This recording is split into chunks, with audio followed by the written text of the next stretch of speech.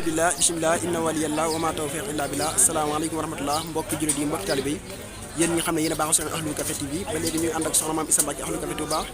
fii ci kër Sëriñ Touba bi nga xamante ni moo ne si jumaa ji nga gis noonu waa machine café gi nekk noonu tey ji nag di fukki fan ak juróom benn ci weeru koor gi édition 2022 ñu ànd ko ba léegi rek waa Ahlu Café Touba nga gis noonu mbokki talibé yi nekk noonu ci machine bi ginnaaw bi nga xam ne café gi lu ëpp rek yóbbu nañ suñu xam ne moo di ci li nga xamante ni moo di lal yi waaye nag nga gis noonu mbokk taal bi nga xam ne moo des as néew ñu ngi koy tàngal ngir di xaar li nga xamante ni moo di mbokk taal bi bu ñu ñëwaatee ngir ñu renforcer leen ko gis na jëwriñ suñu daam café nekk noonu waaye mi ngi fekk goog suñu Lamine ak ki nga xamante ni moo di suñu daam nger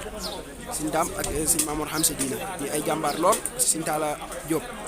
ñu ay jàmbaar lool wax dëgg fa yàlla depuis sa suba ba léegi toujours rek si suba fi ñu xëy la ni ñëw nekk ci li nga xamante ni moo di waar bi nga gis noonu ñu ay jàmbaar lool macha allah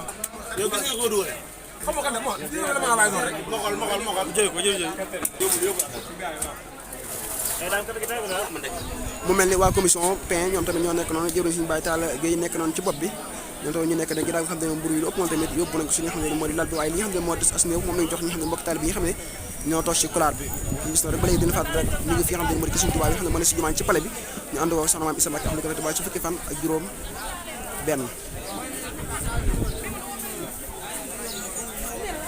mu mel ni waa commission doo ñoom tamit ñoo nekk noonu ñoom tamit ñuy ay jàmbaar macha allah jëroon suñu Maguette Gueye jiite ko di élément Baye Talla Gueye macha allah ngeen gis noonu ñu am solo lool waaye ngeen gis noonu mbokki talibé yi ñu ngi doon toog si couloir bi ñoom tamit ginnaaw bi nga xamante ni nag waa commission bi nga xam ne ñoo yor mburu yi ak ndox mi ñu ngi noonu di waaj noonu ngir ñëw jox li nga xam ne moo di mbokki talibé yi nga xam ne ñoo toog si couloir bi li nga xamante ni moo di mburu yi ak li nga xamante ni moo di café gi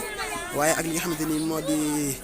bisab bi gis na ñu ngi toog noonu di xaar di taaxir loolu nga xam ne moo di bokki talibé yi waaye mu mel ne suñu mbokki soxna yi ñoom tamit ñu ngi doon toog noonu di xaar li nga xam ne moo di waxtu dog ngir ñu amal dog bi waaye suñu mbokki góor yàlla yi ñu ngi doon toog noonu ñoom tamit di xaar waxtu wi ngir ñu amal li nga xam ne moo di dog bi mu mel ni tey ji nag soxna si dafa invité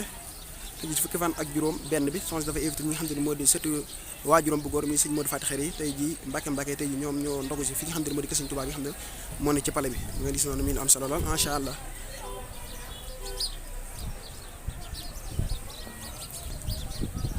macha allah gis noonu mbokki